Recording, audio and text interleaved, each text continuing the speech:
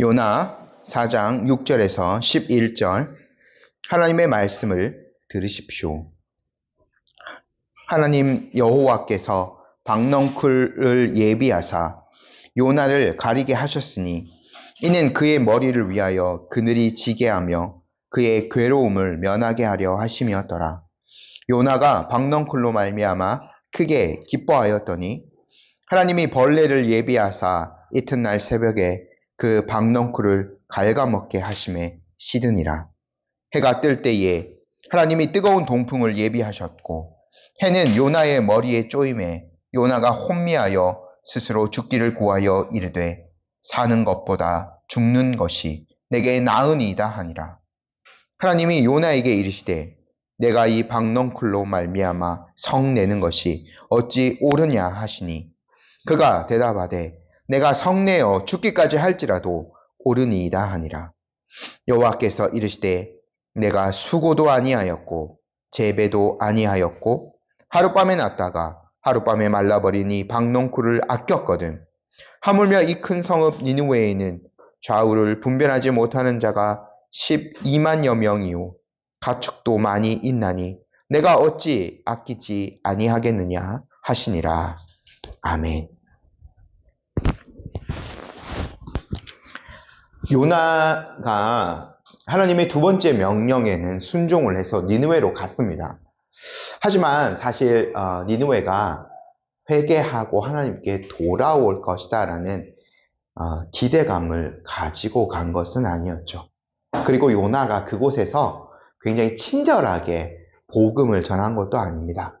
하룻길을 다니며 자신이 할 일을 다 했다라고 생각한 요나는 성의 동쪽으로 빠져나가서 그곳에서 자기를 위하여서 먼저 초막을 지었습니다.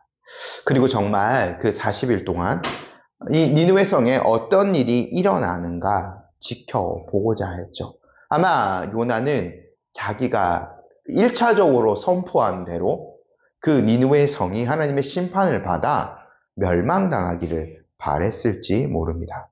하지만 요나의 생각과는 다르게도 그 성에는 놀라운 회개가 임하였습니다.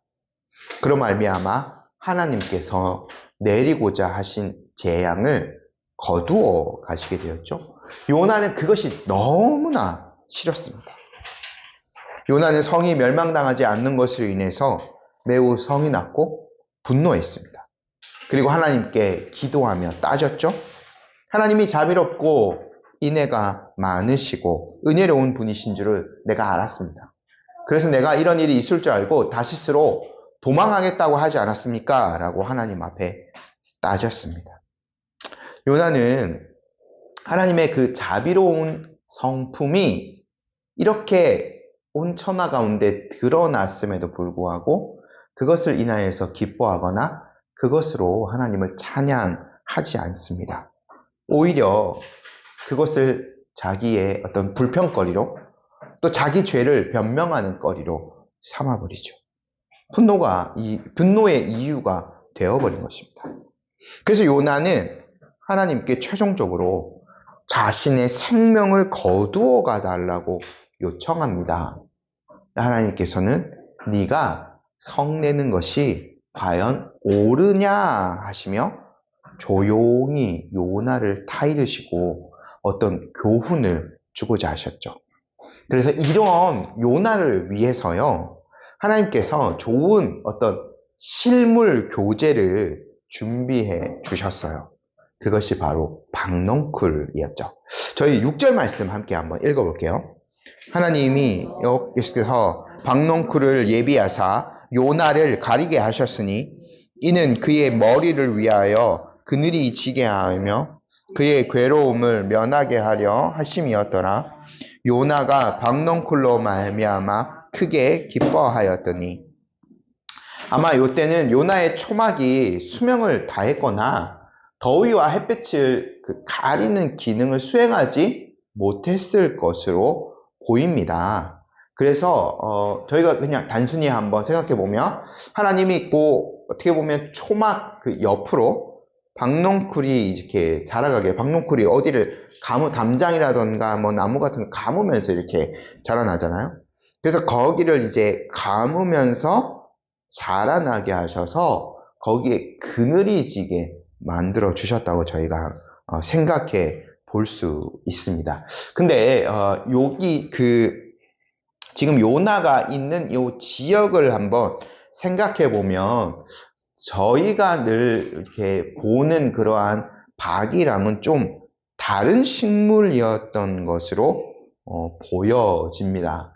그래서 이 공동번역 성경이라는 그 번역을 보면 아주까리 또는 뭐 피마자라고 하는 그 식물, 이렇게 그냥 곧게 이렇게 잎이 넓게 자라는 그런 식물로 번역해 놓았는데, 여기가 지금의 그 이라크 지역이라고 한번 생각해 보면 요 식물일 가능성이 더 높을 것 같습니다. 근데 저희가 하나님, 일반적으로 이적에 대해서 생각할 때도 하나님이 요나가 전혀 모르는 그런 식물이나 아니면 전혀 새로운 어떤 개체를 만드셔서 요나를 보호하시고 인도하시는 것이 아닙니다. 아무리 하나님이 이적을 일으키셔도 하나님이 요나에게 지중해에 살던 어떤 큰 물고기를 예비하셔서 요나를 이렇게 안전하게 보호하신 거죠. 그 당시에는 없는 뭐 잠수함 같은 거를 갑자기 보내셔가지고 시공을 초월해서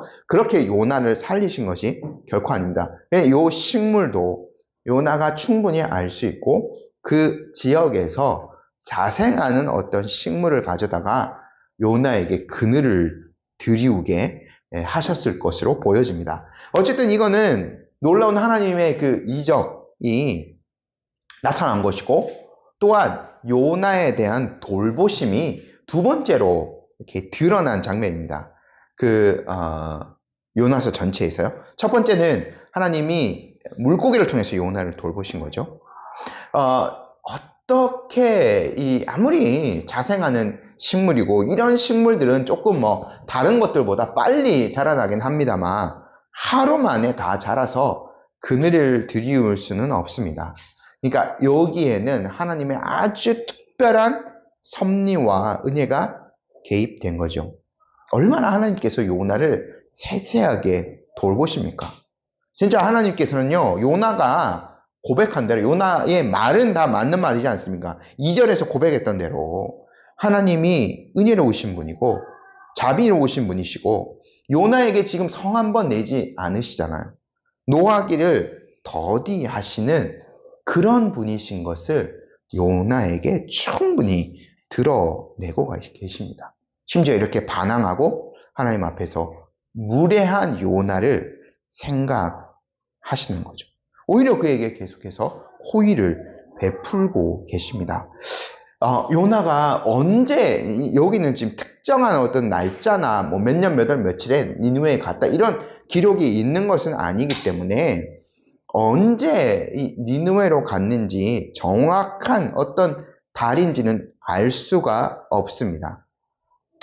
근데 저희가 추측해 볼 수 있는 건 뭐냐면, 요나가 제가 추측해 보건데 성이 요렇게 뭐 둥근 모양이나 뭐 이렇게 좀 길쭉한 모양으로 되어 있더라도 요나가 서쪽 성문으로 들어와서 동쪽으로 빠져나갔을 것이다 라고 추측을 해봤는데, 그렇게 해서 요나가 첫 번째 한 행동이 초막을 짓는 거였어요.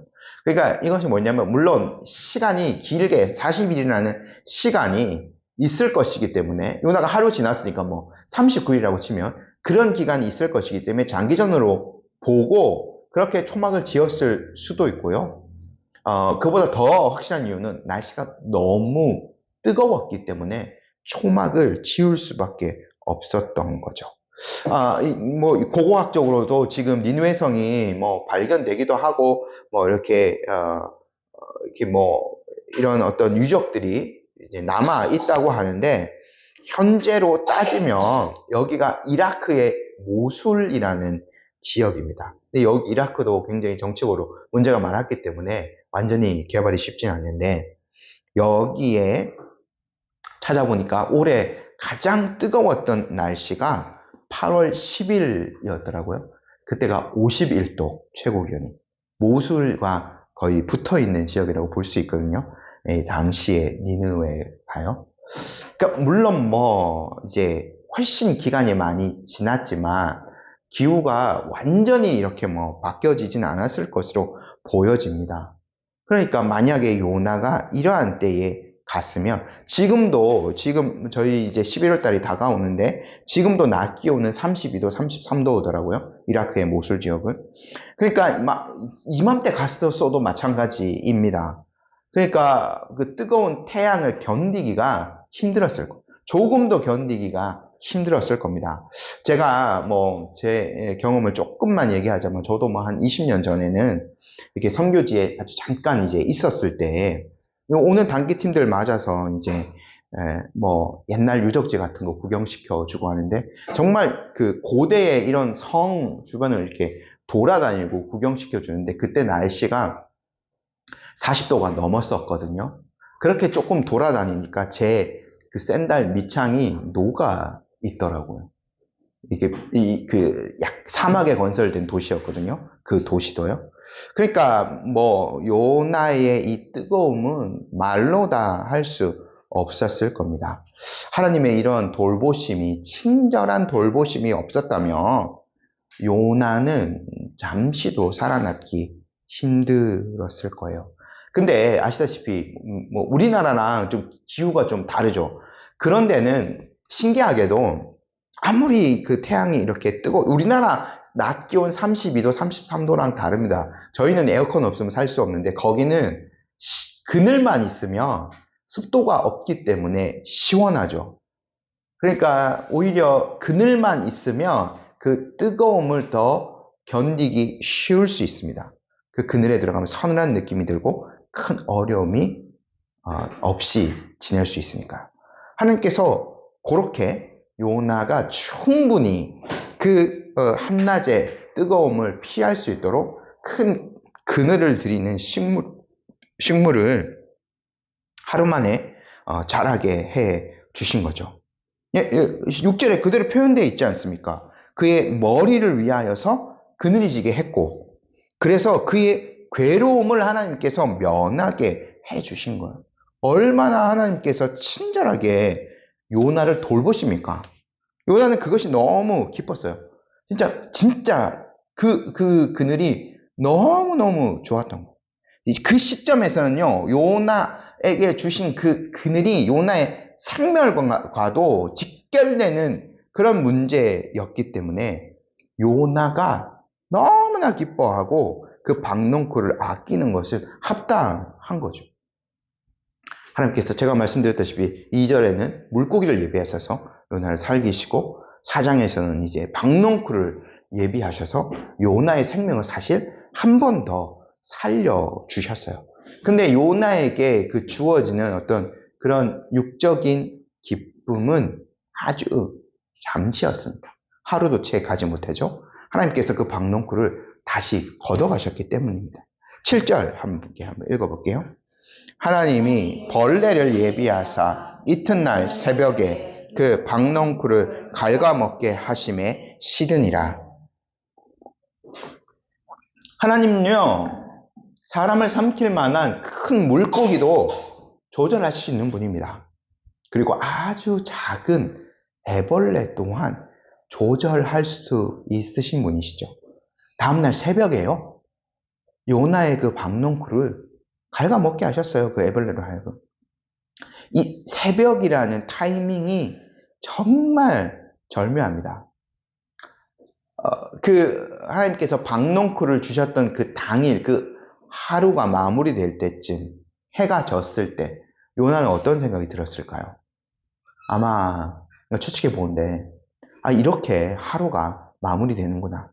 오늘은 이 박농쿨 덕분에 뜨거운 태양 아래서도 살아갈 수 있었다. 내일도 이 박농쿨만 있으면 무사히 하루를 버틸 수 있을 거야 라는 이 안도감 속에서 하루를 마무리하고 해가 졌을 때 잠자리에 들었을 겁니다. 밤은 충분히 견딜 수 있었겠죠? 근데 또 가장 이제 긴장되는 순간이 요나에게 다가옵니다. 새벽이 지나면 해가 뜨잖아요. 어떻게 돼요? 해가 뜨면 요나는 다시 박농쿨만을 의지하면서 하루를 버텨야 합니다. 그 절체절명의 그 시점에, 그 새벽에, 해가 뜨기 바로 직전에 하나님께서 한 벌레를 예비하셨어요. 그래서 그 벌레가 그 식물을 갉아 먹게 하셨고 시들게 하셨습니다. 이 뜨거운 태양 아래서 요나가 의지할 만한 것은 하나도 없게 되었죠. 큰 위기가 요나에게 다시 닥쳐버렸습니다. 요나가 어떤 선택을 해야 할까요? 하루의 시작을 알리는 뜨거운 그 태양. 어느 누군가는 새로운 태양이 떠오를 때 새로운 하루의 시작, 또 생명의 약동을 떠올릴 것입니다. 하지만 그날 이제 그 새벽에 박넝쿨이 사라져 버렸고 이제 그날 태양이 떠오르는 거예요. 요나는 이제 죽음의 태양이 떠오르는구나 라고 생각했습니다. 이제 뜨거운 태양 열기를 무엇으로 피해야 합니까? 요나는 이제 온 몸으로 그 태양의 열기 그리고 그 뜨거운 바람을 맞이해야 됩니다. 8절 말씀 저희 함께 읽어볼게요. 해가 뜰 때에 하나님이 뜨거운 동풍을 예비하셨고 해는 요나의 머리에 쪼임에 요나가 혼미하여 스스로 죽기를 구하여 이르되 사는 것보다 죽는 것이 내게 나으니이다 하니라. 하나님께서 뜨거운 동풍을 준비하셨어요. 근데 이거는요 1장의 그것과 크게 다르지 않습니다. 1장 4절에도요 하나님께서 큰 바람을 일으키셔서 요나가 타고 있는 배를 거의 깨뜨리지 않았습니까? 근데 이제 이번에는 뜨거운 바람을 준비하셔서 요나가 거의 죽게 만드셨어요. 이거 다른 바람 아닙니다. 똑같은 바람입니다. 시편 제가 한번 시편 48편 7절 읽어드릴게요. 주께서 동풍으로 다시스의 배를 깨뜨리시는도다 라고 고라자손의 시인데 여기에 이게 나오거든요. 이게 요나의 것을 생각했는지 아닌지 이후의 시인지 어쩐지는 정확하게는 알 수 없습니다만 다시스로 가는 배를 깨뜨려버린 게 동풍이에요. 그러니까 요나 1장 4절에 요나가 맞았던 큰 바람도 사실 요 바람과 다르지 않습니다. 동풍인 거죠. 무시무시한 바람을 하나님께서 준비하셔서 모든 것이 다 바짝바짝 말라버리게 만드신 거예요. 혹시나 행여나 정말 만에 하나라도 요나가 그 애벌레가 갉아 먹어서 그 큰 이파리를 요렇게라도 붙잡아서 어떻게든 살아보려고 했다면 그 0.1%의 희망마저 사라져버리게 동풍이 확 불어서 그냥 바스러져 버리도록 하나님께서 만들어 버린 거예요. 식물 자체가 완전히 바스러져 버리도록 그 뜨거운 바람을 준비하신 거예요. 하나님의 역사인 거죠. 이것도요. 아니라고 할 수 없죠. 근데 하나님께서는요. 물고기와 박넝쿨 같은 것들 예비하셔서 요나를 살리게도 하실 수 있는 분입니다. 또요. 큰 바람, 뜨거운 동풍을 일으키셔서 요나를 거의 죽게도 만드실 수 있는 그런 분이십니다. 이 동풍은 사막의 그 뜨거움을 머금은 바람인 거죠. 어떠한 희망도 이제는 요나에게 있을 수 없습니다. 그러니까 이제 사막의 태양이 더 이제 시간이 갈수록 높이 떠올라서 아무 가림막이 없는 요나의 머리를 직접 이렇게 내리쬐 버리는 거예요. 그러니까 이제 아까 말씀드렸던 대로 그 시편의 그 기자가 주께서 동풍으로 다시스의 배를 깨뜨린도다 이렇게 했는데 요나의 2장의 기도라던가 4장의 기도는 아주 수려하게 시편을 막 이렇게 여기저기 막 꿰가지고 만든 기도라고 말씀을 드렸습니다. 시편을 잘 그렇게 알고 있고 인용하였던 요나가 이 48편 7편도 알고 있었는지 모르겠습니다. 요나에게 그런 죽음의 바람이 불어오고 있었던 거죠. 근데 요나의 태도는 정말 아주 나쁘게 일관성이 있습니다. 1장에서 그렇게 동풍이 불어왔을 때 자기의 배를 깨뜨려버린 바람이 불어왔을 때 요나가 바란 거 사실은 한 가지입니다. 죽기를 바란 거였죠. 회개하기보다는, 기도하기보다는 그냥 죽음을 택했습니다. 그것도 혼자 죽으면 조금 이제 뭔가 양심에 그게 남을까봐 뱃사람들, 이방인을 손을 빌어서 그 사람들에게 나 좀 던져라. 그냥 나 죽여달라. 이렇게 얘기한 거죠. 지금 4장 8절에도 사실 요나의 태도는 동일해요. 하나님께 죽음을 요청합니다. 근데 다시 한번 우리가 이 바람의 의미에 대해서 한번 생각해 보면, 일장의 큰 바람이 요나를 죽이고자 한 바람이었나요? 아니요. 실상은 요나가 바른 길을 갈 수 있도록 인도한 바람이었습니다. 그것이 없으면 요나는 사실 죽음의 땅, 실제로는 죽음의 땅이라고 할 수 있는 다시스로 도망을 온전히 쳐버렸겠죠. 4장의 이 동풍도 동일합니다. 요나가요, 헛된 것을 버리고 이제는 온전히 하나님만을 의지할 수 있도록 돌아오라는 의미로 주신 바람이었어요. 요나가 이때 다시 하나님께 두 손 두 발을 들고 회개하거나 아니면 자존심이나 모든 것들을 다 버리고 다시 성으로 내려가서 나왔던 성의 동편문으로 들어가서 다시 니느웨 사람을 만나서 자신의 생명을 살리는 그 일을 해야 됩니다. 요나는 아무것도 하지 않고 그냥 죽기만을 바랄 뿐이죠. 어떻게 보면 너무나 쉽게 생명을 생각하고 있지 않습니까? 여러 번 지금 요나서에서 몇 번이라고 말할 수 없을 정도로 요나가 계속 자기 죽여달라고 하지 않습니까? 너무나 생명을 쉽게 생각하고 있죠. 그거는 생명의 주권자이신 하나님을 대하는 요나의 태도가 그렇게 드러난 겁니다. 요나는요, 사실요, 박넝쿨을 주실 수도 있고 박넝쿨을 다시 취해 가실 수도 있는 그런 또 바람을 불러 일으키신 하나님 앞에 기도해야 됩니다. 무릎을 꿇어야 됩니다. 두 손 두 발 들고 그분의 그 날개의 그늘 안에 요나의 그 이내라는 말, 제가 그 4장 2절에서 말했던 그 이내라는 말, 이 헤세드라는 단어, 룻기를 할 때 좀 설명을 드린 것 같습니다. 하나님의 그 날개 아래 하나님이 품어주신다는 그러한 뜻이거든요. 그분께 피하면 됩니다. 그분의 날개 아래로, 그분의 인해, 요나가 고백했어요. 모르지 않나요? 그분의 인해로 피하면 돼요. 하지만 요나는 끝까지 그러지 않죠. 하나님의 의도를 전혀 모르고 있습니다. 4절에서요, 하나님이 조용히 내가 성내는 것이 옳으냐 요나를 타이르면서 가르침을 주셨죠. 하나님은 다시 요나에게 질문하시면서 그를 교훈하십니다. 근데 요나는 너무나 사실은 그런 하나님의 마음을 모른 채 반항적이죠. 9절 말씀 저희 함께 읽어보겠습니다. 하나님이 요나에게 이르시되 내가 이 박넝쿨로 말미암아 성내는 것이 어찌 옳으냐 하시니 그가 대답하되 내가 성내어 죽기까지 할지라도 옳으니이다 하니라. 하나님은 마치 아이를 다루시듯이 요나를 다루십니다. 어찌 보면 하나님께서 요나에게 이런 질문을 하시는 것이 참으로 자존심 상한 일인지도 모릅니다. 그러니까 하나님 지금요, 니느웨에 12만 명이 넘는 사람들의 생명, 죽음을 주관하고 계세요. 근데 하찮은 식물 하나에 분노하며 죽기를 자청하는 요나 때문에 참으로 어떻게 보면 하나님의 측면에서 유치한 질문을 요나에게 던지신 거죠. 네가 이 죽은 박넝쿨 때문에 그렇게 성내는 것이 옳으냐, 이런 질문을 던지세요.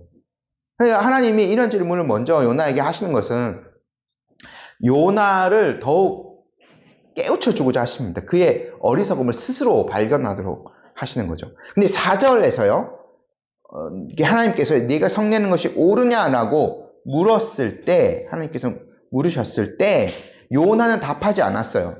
근데요, 이제는 진짜 요나가 식물이 없어져서, 그리고 이제 그 태양 때문에, 뜨거운 바람 때문에 죽을 지경에 이르렀고, 그 식물 하나가 너무너무 죽은 것이 화가 났기 때문에 대답을 해요.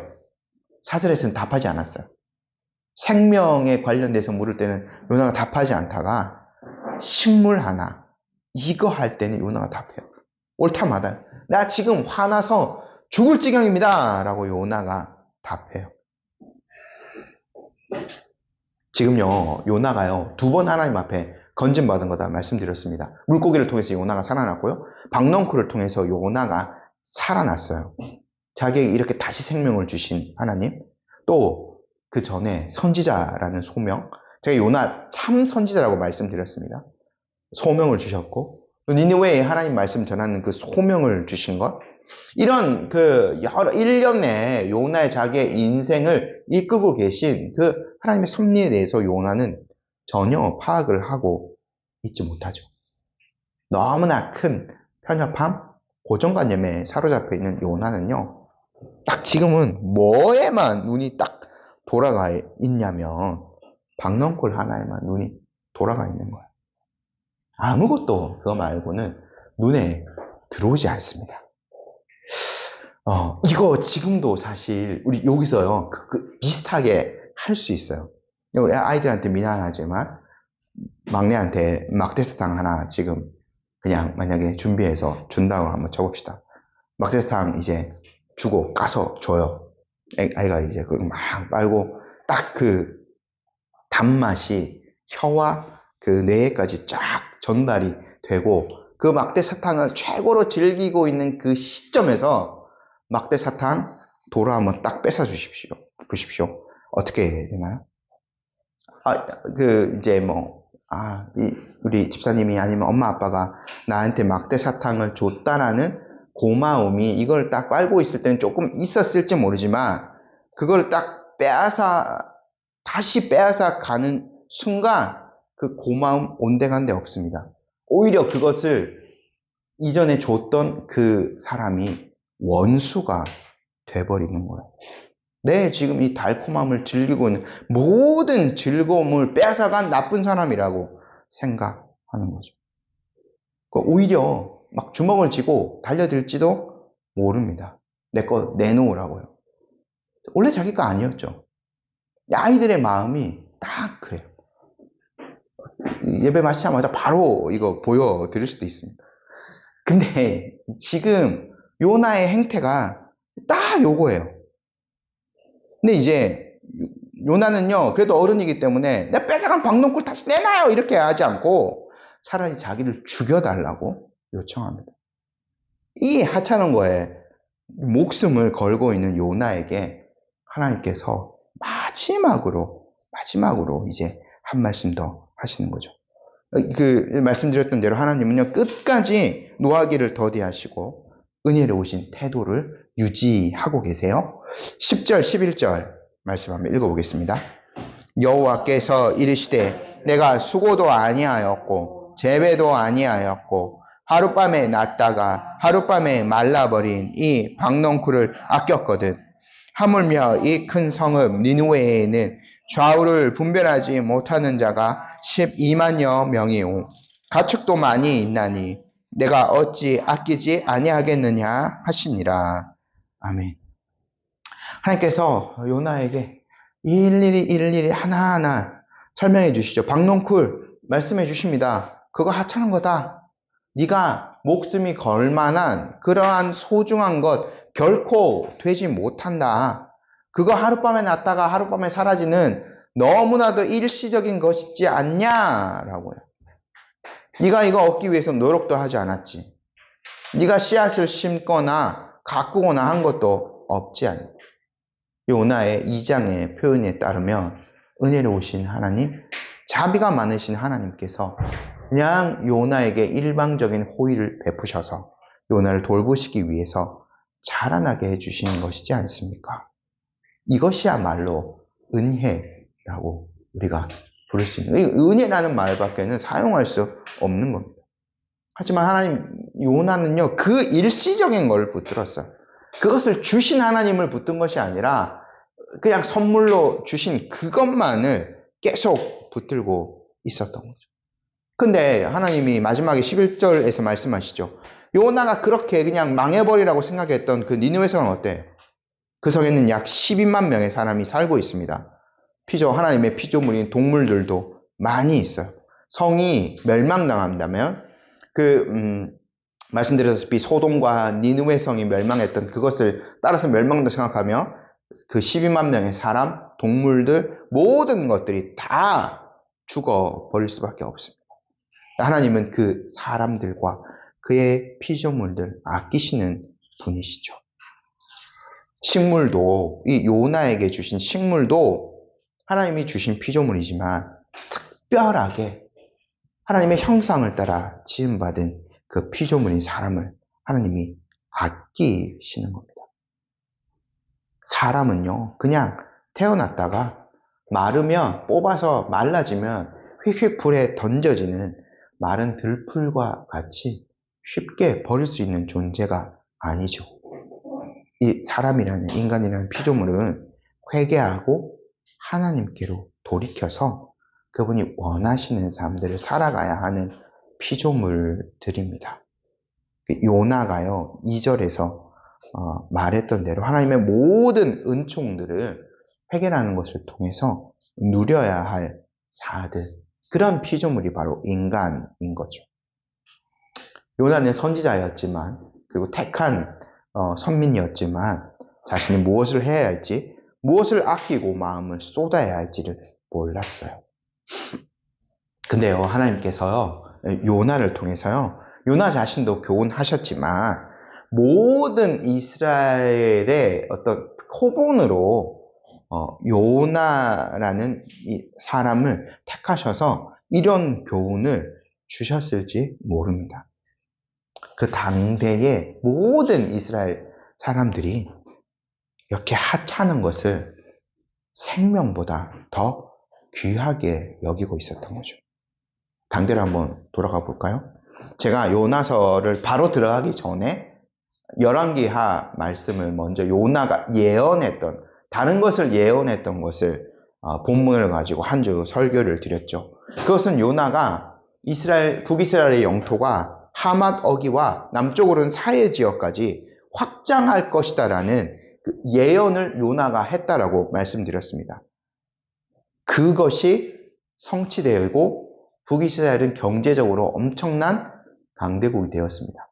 그리고 제가 추측해서 말씀드렸지만 그것을 예언한 선지자 요나는 당대의 최고 인기 있는 선지자였을 겁니다. 다른 선지자는 회개하라, 멸망할 거다, 이런 예언만 하는데 요나에게 특별히 그 예언을 하게 하신 거예요. 영토가 확장될 것이라는. 그러니까 요나의 인기가 얼마나 많았겠습니까? 근데 사실 생각해보면요, 그 땅을 얻은 것, 하맛 어기까지 영토가 확장되어지고 사해 지역까지 영토가 확장되어진 것, 어떻게 보면 이 이스라엘 사람들이 그렇게 수고해서 얻은 건 아닙니다. 요나가 얻은 식물처럼 수고도 아니하고 재배도 아니하고 어떻게 보면 진짜 갑작스럽게 얻은 그런 영토입니다. 그 당대의 어떤 모든 정치적인 것들 말씀드릴 수 없습니다만 아람 세력이 일시적으로 이제 후퇴하고, 그러니까 그 빈 어떤 그 정치 그 국제 정세의 그 공간에 그냥 이스라엘이 그냥 이제 확대된 거죠. 남쪽으로도 마찬가지입니다. 이건 제가 그때 설교를 드린 것 같은데 이미 남유다가 한번 교만해서 전쟁에서 북이스라엘에게 덤비다가 확 이렇게 깨진 것이 있었기 때문에 그들도 세력이 수그러들 수밖에 없었어요.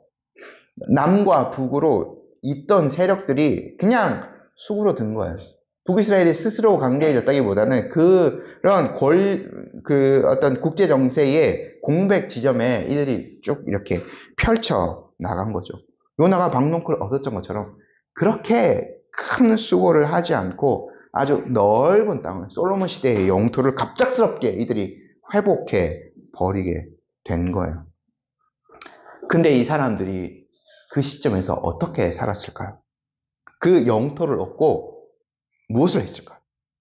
요나처럼 아마 했을 걸로 보여집니다. 그 얻었던 것, 요나가 박넝굴 하나 가지고 전전긍긍하면서 그거 아끼고 그거 전부 다였던 것처럼 북이스라엘 백성들이요, 그 영토 얻은 것, 그 솔로몬 시대의 그 영광스러운 영토를 얻은 것, 스스로 수고하지 않았지만 어쨌든 이것 어떻게 우리가 이거 유지할까? 이거 어떻게 하면 다시 뺏기지 않을까? 전전긍긍하면서 그거 하나 아끼면서 살았을 거예요. 그리고 거기에서 나오는 그 경제적인 부에 취해서 하나님의 말씀과는 전혀 상관없는 삶을 살았을 겁니다. 근데 어떻게 돼요? 요나의 박농골 하나님께서 하루 만에 없애버렸듯이 그 넓게 확정된 영토들 그냥 얼마 가지 않아서 이렇게 다 뺏기고 심지어는요 나라 전체까지 뺏기고 맙니다. 요나가 예언하였던 그 시대의 왕 여로보암 2세가 죽은 지 한 30년 만에 북이스라엘 나라 전체가 망해버리거든요. 그렇게 확 번성했다가 확 망해버립니다. 짧은 기간이에요. 박농골처럼 다 잃어버린 거죠. 진짜 요나가 하루 동안 잠시 박농골 즐겼던 것처럼 그들에게 주셨던 땅과 부들 잠시 누렸다가 사라져버리는 거예요. 근데 북이스라엘 백성들이요 온통 그러한 것에 마음을 기울이고 있었던 거죠. 누가 주셨나? 요나에게 박농골 주신 분도 하나님이고 북이스라엘에게 그것을 주신 분도 하나님이세요. 그들은 요나처럼 정통적인 신앙 가지고 있었습니다. 물론 조금 북이스라엘 가운데 변형이 있었지만 그래도 하나님의 선민이었고 언약 백성의 약속이 있고 구약 성경 말씀이 있는 백성들이었어요. 그것으로 모든 것이 다 그냥 되었다. 그거 말고는 뭐 내 마음대로 살아도 된다. 하나님의 그 모든 것들을 주신 박농골처럼 주셨던 어떤 그러한 그 경제적인 부들 그걸 주신 하나님의 은혜는 전혀 안중에도 없었던 거죠. 흥청망청 그것을 즐기기에만 이렇게 급급하였던 겁니다. 결국에는 한순간에 모든 것을 잃어버리는 거죠. 그런데 하나님은 어떠세요? 요나를 이렇게 친절하고 하나하나 가르치시고 다루시고 그의 생명을 위기에서 계속해서 구해주시고 이런 하나님. 북이스라엘 가운데 늘 하나님 그렇게 자비를 베푸셨습니다.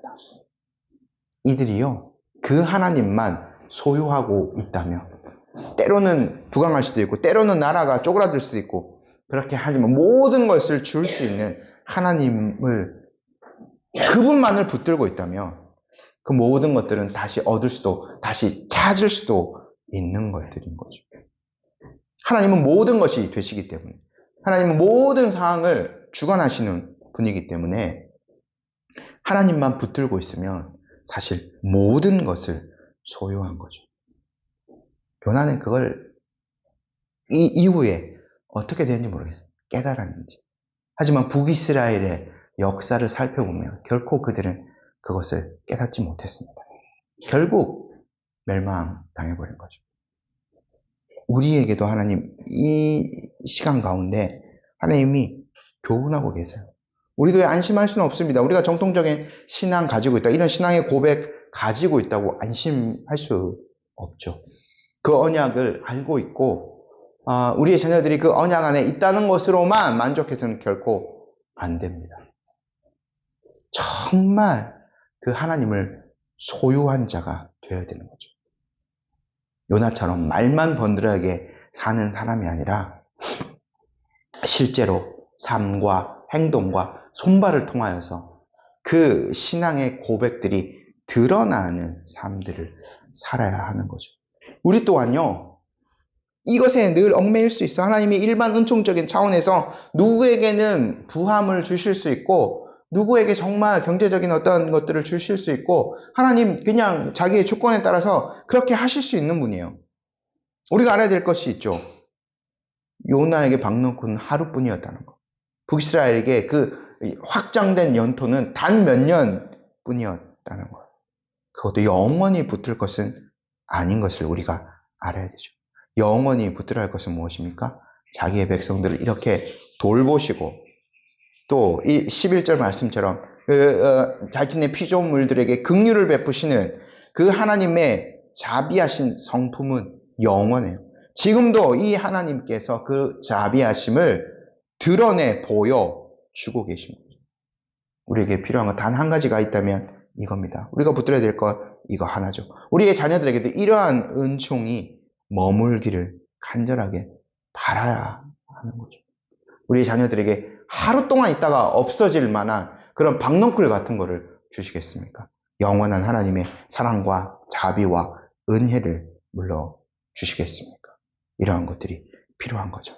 우리 안에 이것들을 충분히 누리면서 후대에 전하고 동시대의 많은 사람들에게 하나님의 은혜를 전하고 나타내는 우리 교회와 우리 모든 성도님들이 되셨으면 좋겠습니다. 아멘. 함께 이 시간 기도 드리도록 하겠습니다.